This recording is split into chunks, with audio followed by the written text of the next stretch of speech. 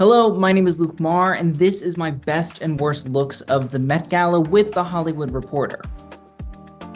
Best, Rihanna and Guo Pei. Now, at the 2014 Met Gala, Rihanna showed up wearing this gigantic silk embroidered cape with a fur lining by the designer Guo Pei in celebration of China Through the Looking Glass, which was the exhibit. So the fact that she wore this Chinese haute couturier was amazing in and of itself. The fact that it was this gigantic train that covered the Met steps almost entirely was also fantastic.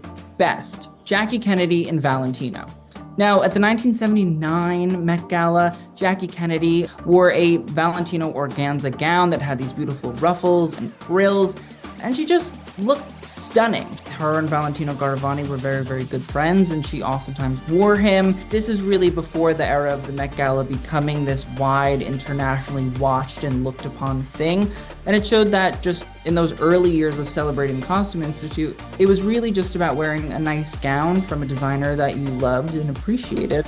Best, Sarah Jessica Parker and Christopher John Rogers. Listen, Sarah Jessica Parker always goes for it at the Met Gala. During the 2022 Met Gala, when she showed up in a Christopher John Rogers black and white gingham gown, she really went for it. They most definitely referenced the theme of the evening, which was gilded glamour, by tapping into the silhouette with that big, bountiful skirt. Best, Claire Danes and Zac Posen. I mean, without a doubt, the Claire Danes, Zac Posen Cinderella dress is stunning. It's beautiful, it's ethereal, it's Cinderella, it's all of the princesses that we've all known, formulated in one big, bountiful, beautiful blue gown. Also, the fact that it's a technical masterpiece by Zac Posen and it lights up, I mean, goes without saying, it was a moment.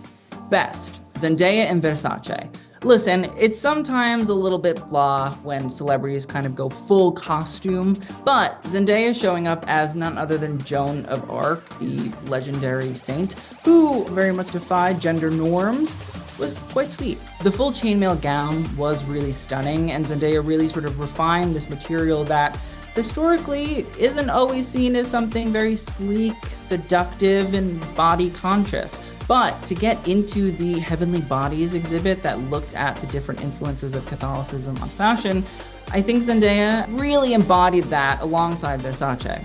Worst, Kim Kardashian and Jean-Louis. Wearing a fashion artifact is not really looked well upon by most people in fashion, and so when Kim Kardashian showed up in Marilyn Monroe's very famous, very iconic Jean-Louis sheer dress that did not fit, a lot of fashion people were very upset, especially people that are into fashion conservation, all for a photo op.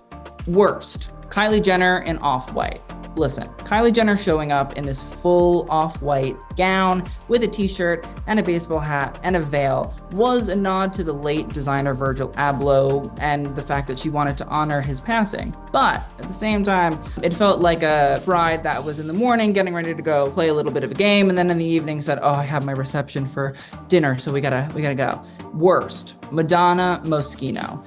With an avant-garde dress code that was supposed to be honoring Rei Kawakubo, the whole dress felt much more Duck Dynasty. You have to make sure that you don't err into the territory of tacky, and it got very tacky very quickly. Worst, Jared Leto, the catsuit. Trying to be Karl Lagerfeld, who was the honoree of that Met Gala theme.